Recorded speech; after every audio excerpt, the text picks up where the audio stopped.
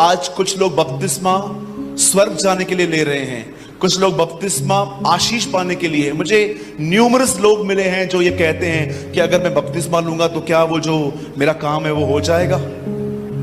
लेकिन मैं उनको हमेशा कहता हूं, जी नहीं, बपतिस्मा का आशीषों से कोई वास्ता नहीं है। बपतिस्मा लेना एक समर्पण है। और बाइबल बताती है कि वो he was a traveller preacher. वो समय समय पे हर जगह पे जाकर लोगों को चंगा करता रहा, दुष्टात्माओं को निकालता रहा। और बाइबल बताती है अपनी सेवकाई में एक दिन वो एक जगह पे पहुंचा जिस जगह का नाम था यरीहो। अधिकतर लोग यरीहो के इतिहास को बहुत कम जानते हैं। यरीहो एक ऐसा नगर था जिसे कभी बनाया नहीं गया, क्योंकि वहां पर जादू टोने होते थे, गलत काम होते थे। और जब यहोशू इस नगर में घुसा तो प्रभु ने उसे कहा कि कोई इस नगर की स्थापना न करे। जो इस नगर को बनाएगा उसका पहला बेटा मरेगा, और जो इसके ऊपर सुपर स्ट्रक्चर रखेगा, कुछ बांधेगा, उसका अंतिम बेटा मरेगा।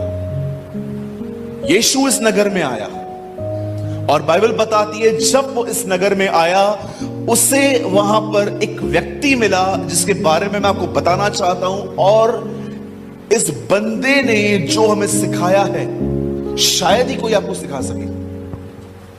आप जानते हो ये आदमी अंधा था और ये भिखारी भी था, ब्लाइंड बैगर बोलते हैं इसे। और जब ये वहां पर बैठा हुआ था, अब इसने तो यीशु को नहीं देखा, लेकिन जानते हैं इसे कैसे पता चला कि यीशु जा रहा है। मोस्ट ऑफ टाइम यरीहो शांत रहता था, लेकिन इस बार एक जुलूस की आवाज आ रही थी। लोग नारे लगाते थे यीशु के आसपास, होसैना, हालेलुया, बहुत सारे वर्ड्स वो बोलते थे। तब उसने किसी से पूछा क्या हो रहा है यहां पर। तब किसी ने उसे कहा नासरत के यीशु आएंगे। और जैसे उसे पता चला उसने खड़े होकर जोर से पुकारना स्टार्ट किया और कहा, हे यीशु, दाऊद की संतान, मुझ पर दया कर। आप जानते हो जब उसने ये कहा कि हे दाऊद की संतान, इट मींस वो कहां न कहां जानता था कि मसीह दाऊद के परिवार से आएगा। आप में से कुछ लोगों का ये सवाल हो सकता है कि यीशु को दाऊद की संतान क्यों कहा जाता है? क्योंकि वो दाऊद के वंश में से आया। इब्राहिम से दाऊद तक 14 पीढ़ी, दाऊद से बेबीलोन तक 14 पीढ़ी, वहां से आने तक मती तक 14 पीढ़ी। यीशु इब्राहिम का 43वीं पीढ़ी है, सदैव याद रखिएगा। जिससे पास्टर सलीम की पीढ़ी है, उनका लड़का, उनके बच्चे, इब्राहिम की 43वीं पीढ़ी में यीशु मसीह आए। कई लोग कहते हैं यीशु मसीह तो अभी मैंने कभी सुना नहीं था, अब यीशु का नाम को बहुत सुन रहे हैं। भाई वो आप पहले से था, आप अब आए हो। पतरस में लिखा है उसका ज्ञान तो उत्पत्ति से पहले था, पर इस जगत के अंत में तुम पर प्रकट किया गया है। आप जानते हैं जब इस आदमी ने यीशु के बारे में सुना, यीशु जा रहा है, तब उसने चिल्लाना स्टार्ट किया, हे यीशु, दाऊद की संतान, मुझ पर दया कर। अब वहां पर हुआ क्या देखिए, जब लोगों ने उसकी आवाज सुनी, जब लोगों ने उसकी पुकार सुनी, तो लोगों ने उसे डांटा और कहा चुप रहे, शांत रहे। आप में से कितनों का यह अनुभव रहा है कि जब आप प्रभु में बढ़ने लगते हो तो कुछ रुकावटें आती हैं? आती है? इसके लाइफ में भी हुआ। मैंने कई बार देखा है कि जब मैं प्रभु में बढ़ने की कोशिश करता हूं, कभी कभी कुछ कुछ इंसिडेंट्स हो जाते, लोगों का बिहेवियर बदल जाएगा आपके पास। कोई विश्वासी कभी कभी आपसे अच्छा बिहेव न करेगा, या कई बार आपके परिवार वाले आपको कहेंगे बहुत इशू इशू करते हो आजकल। हाँ, ये बहुत नॉर्मल है। बोलो बाजू वाले को, ये बड़ी नॉर्मल चीज है। मतलब इस चीज के लिए तो कुछ पूछा ही मत करो कि ब्रदर मैं बढ़ने की कोशिश करती हूं, मुझे बढ़ने देते नहीं है। ये बड़ी नॉर्मल चीज है, ये होगा। याद रखिए जब लोग आपको सताएं तो मोस्ट ऑफ टाइम ये साइन है कि आप बढ़ रहे हैं। याद रखिए।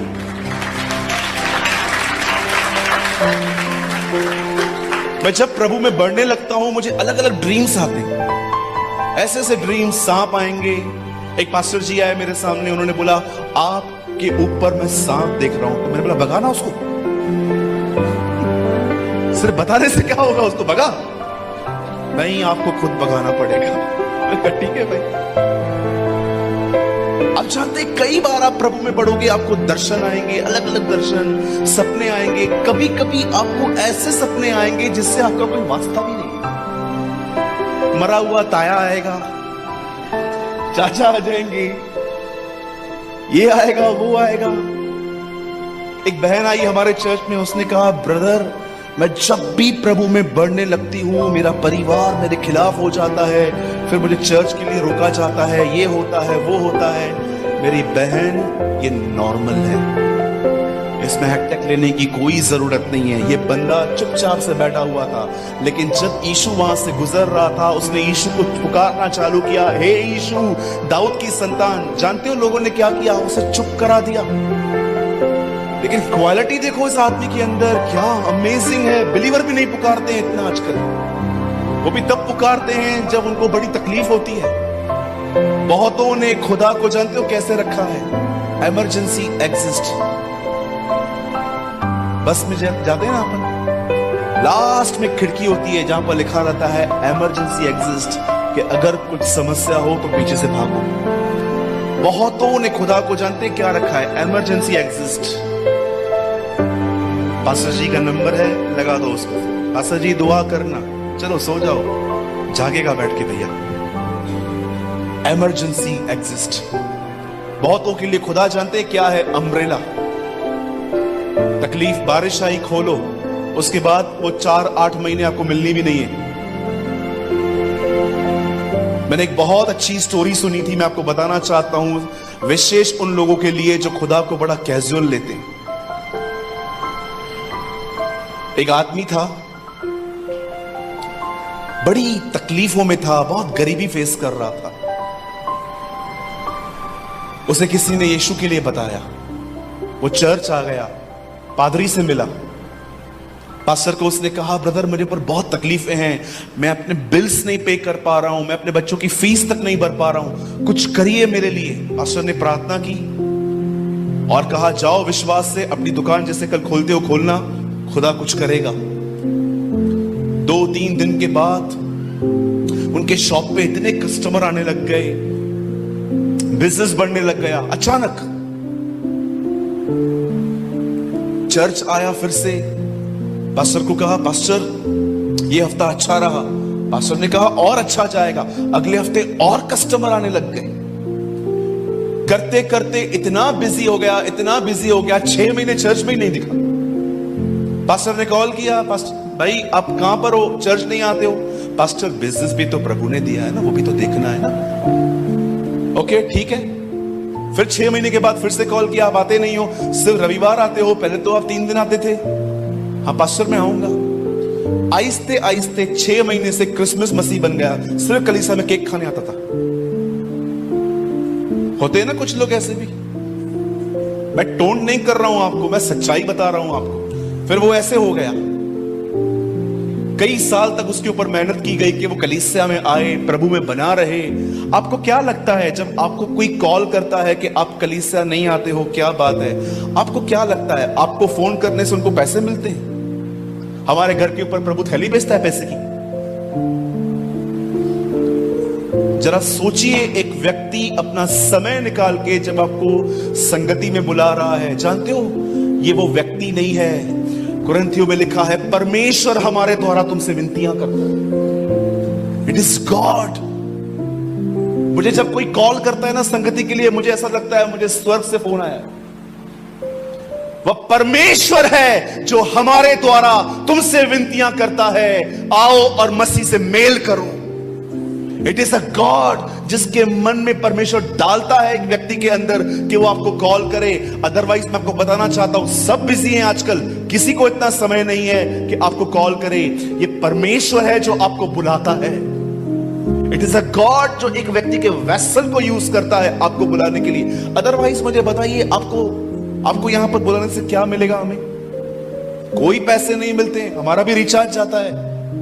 एनर्जी जाती है। कई बार कलीसिया को इतना समय देते हैं हम कि परिवार को नहीं दे पाते। क्या आप वैल्यूज करते हैं इन चीजों की? उस बंदे को देखिए, वो 6 महीने के बाद 1 साल में आने लग गया। एक दिन वो घर आया, उसकी वाइफ ने कहा बच्चा बड़ा बीमार है, और जैसे वो अपने बच्चे को अस्पताल में लेके भागा, डॉक्टर ने कहा इसे डेंगू हो चुका है, ये मर सकता है।